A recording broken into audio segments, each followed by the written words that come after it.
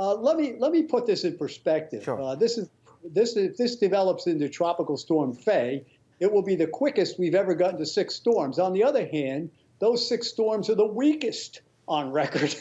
So you're seeing a situation where they're naming storms like Dolly and Edouard.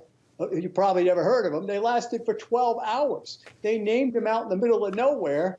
And in years gone by, this would have never happened. Now, I'm not against naming these storms, these weak storms, especially when they're coming in very close to the coast. And as a matter of fact, this is another one that's right in the weather belt high impact area that we put out in April, along the coast.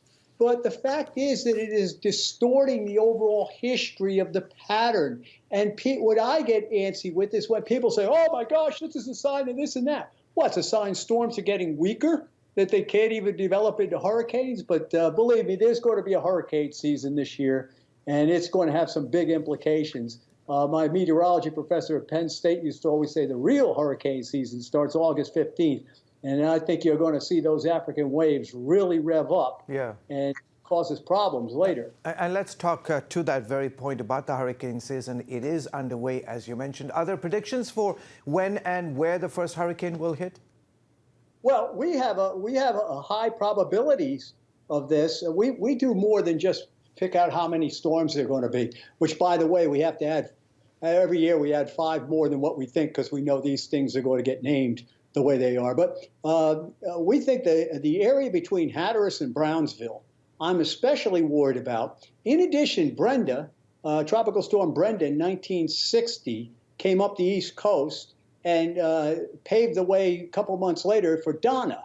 And we saw this happen with Henri, for instance, in '85, and Gloria came. So with the North Atlantic very warm and the water's above normal around New England and off New Jersey now, I'm concerned all the way up into New England this year. It's been a long time since that area has been hit, but the hurricane hits were legendary back in the 30s, 40s, and 50s in the northeast part of the United States, and there's always concern that's going to return. Yeah, clearly I was not born back then during the 20s, 30s, and 40s. Real quickly, on the other side of the U.S., extreme heat is expected in Arizona and across the West. What do those weather patterns tell us, Joe?